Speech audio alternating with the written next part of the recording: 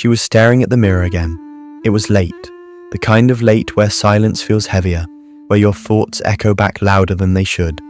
She didn't cry, but her hands gripped the sink like she was trying to hold herself together. She looked fine. She looked successful. She looked like someone who had moved on. But that's the trick with the shadow. It hides behind the smile, beneath the routine, underneath everything we pretend to be. Because healing isn't always loud. Sometimes it's quiet denial dressed up as strength. This is how it begins for most people, not with a breakthrough, but with a breakdown. A subtle unraveling, a question that won't go away, a voice that whispers, "What if the problem isn't out there? What if it's in here?" Shadow work.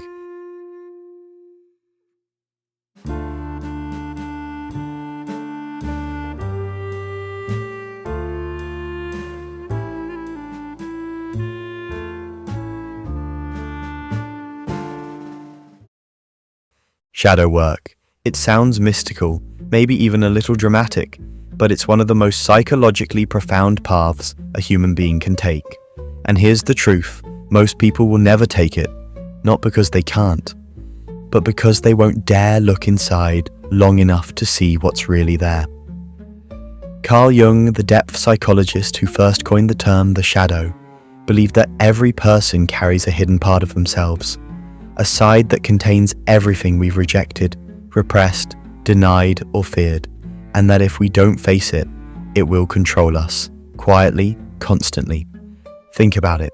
Have you ever overreacted to something small, like someone's tone of voice, and later thought, that wasn't me? Or maybe you've had moments where you self-sabotaged, pushed away something good, or fell into a cycle you swore you'd escaped. That wasn't random. That was your shadow at work. The shadow isn't evil. It isn't something to get rid of. It's a part of you, born the moment you learned what parts of yourself were acceptable and which ones needed to be hidden. As children, we're all told in subtle and overt ways, don't cry like that, don't act too excited, don't speak too much, be good, be nice, be quiet. So we buried things, anger, desire, shame, creativity, even love. Shadow work is the process of going back and unburying those parts, not to relive the pain, but to reintegrate the self, to become whole again. But here's what they don't tell you. Shadow work is not glamorous. It's not sitting with crystals and incense, asking the universe for peace. It's sitting in silence, while your mind shows you everything you've spent years running from. And yet, this is where freedom begins, because until you see your shadow, you can't stop it from running your life. Jung once said, one does not become enlightened by imagining figures of light, but by making the darkness conscious. That's the essence of shadow work. It's not a self-help hack. It's a confrontation with your deepest truths. So, where do you start? The first step is awareness. Not dramatic, not mystical, just brutally honest awareness. Start by noticing your triggers. Every time you overreact to someone or something, ask, what part of me is being threatened? Not your ego, deeper than that. Your identity, your worth, your place in the world. Write it down, not for answers but for clarity, because the shadow doesn't live in your to-do list. It lives in the recurring emotions that you refuse to process. Second, practice radical self-honesty. We all tell ourselves stories to feel safe. I'm always the victim. I don't need anyone. I'm fine. I've moved on. Shadow work asks, who would you be without that story?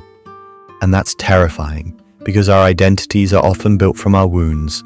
To let go of the story is to let go of the person we think we are. Next, confront projections. Jung believed that what we hate in others is often what we refuse to see in ourselves. That jealousy, resentment, irritation, they're not always about the other person. They're reflections, mirrors. Shadow work is about noticing those moments and saying, what part of this is about me? Now, here's the paradox. The shadow isn't just the dark, it's also the gold. Jung called it the golden shadow, the brilliance, creativity, power, and love that we've rejected because the world told us it was too much. So shadow work isn't just digging into pain, it's also reclaiming your hidden light, the part of you that was never broken, only buried. And yes, there are tools, shadow journaling, inner child work, guided meditations, mirror work, but the tools don't matter without the willingness to go inward, even when it's uncomfortable, especially when it's uncomfortable. If you're new to all of this, here are a few places to begin. Start with Owning Your Own Shadow by Robert A. Johnson. It's short, poetic, and cuts to the core. Then move to Meeting the Shadow, a compilation of Jungian thinkers exploring different faces of the unconscious. And if you're brave enough for the deeper waters, read Jung's The Archetypes and the Collective Unconscious. It's not easy, but it's real. You won't be the same after. But here's something you need to know. And this might be the most important truth in this entire video. You don't do shadow work to feel better. You do it to get real. And in that realness, you finally begin to heal. There's a strange kind of silence that comes after your first real moment of shadow work. It's not peace, not yet. It's more like standing in the middle of a storm you've been running from your entire life, and finally realizing you're still standing. But here's the thing, no one tells you. The shadow doesn't just live in your past, it lives in your present, in your relationships, in your decisions, in the way you say, "I'm fine" with a smile you don't mean. It shows up when you betray your own boundaries to be loved, when you lash out and then regret it, when you settle, not because you want to, but because some part of you believes you don't deserve more. Shadow work is not about remembering what hurt you. It's about realizing how that hurt is still making your choices.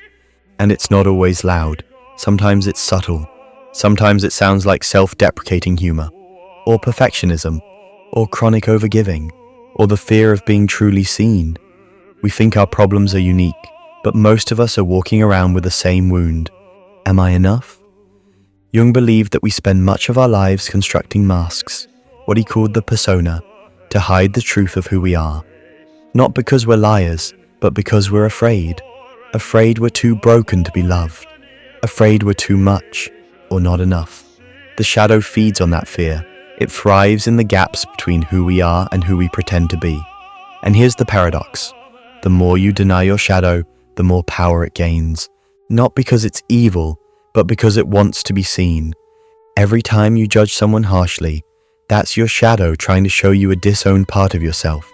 Every time you fall into the same relationship pattern, sabotage your goals, or numb yourself with distraction, that's not weakness.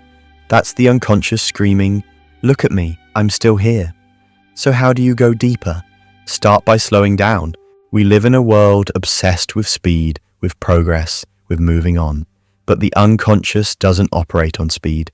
It operates on presence. Sit with your discomfort. Don't escape it. Feel it in your body. Write down what comes up. Ask questions like, what am I really afraid of here? What part of me have I abandoned? Whose voice is in my head when I say I'm not good enough? And then, wait. Because the shadow doesn't respond to force. It responds to honesty. If you want to go even deeper, try writing a letter. Not to your ex, not to your parents, not to the world, but to the part of yourself you've spent years ignoring. The scared child, the angry teenager, the exhausted adult. Let them speak. Shadow work is not about fixing yourself. It's about facing yourself. With honesty, with gentleness, with no more pretending. But here's something crucial to understand. Do not do this work alone forever. Yes, you can begin alone. But the deeper you go, the more important it becomes to have someone hold space. A therapist, a coach, a friend who can listen without judgment. Because shadow work isn't linear. You will revisit the same wounds again and again, but each time with more clarity, more courage, more compassion, and you'll begin to notice subtle changes. You'll pause before reacting. You'll speak what you actually feel, even when it's hard. You'll stop abandoning yourself just to be accepted. You'll see the masks, and you'll choose whether to wear them. This is what Jung meant by individuation, the journey of becoming your whole self, not just the version that smiles in public, but the one that cries in private, the one that rages, the one that dreams, because wholeness isn't perfection, it's truth, and truth, no matter how dark, is what sets you free. Now let me leave you with something practical, a path forward.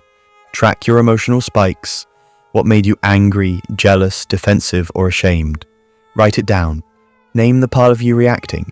Is it your wounded child, your abandoned artist, your inner critic. Naming it gives it form. Sit with that part. Don't argue, just listen. Let it speak through journaling or meditation. Give it compassion. You don't have to agree with it. Just witness it. That alone is powerful. Choose differently, not because you're trying to be better, but because you're trying to be whole. And if you want to keep learning, keep going deeper.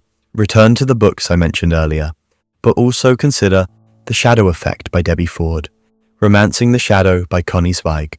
And if you're ready for something raw, try Women Who Run with the Wolves by Clarissa Pinkola Estes. It's mythic, it's ancient, and it will change how you see yourself.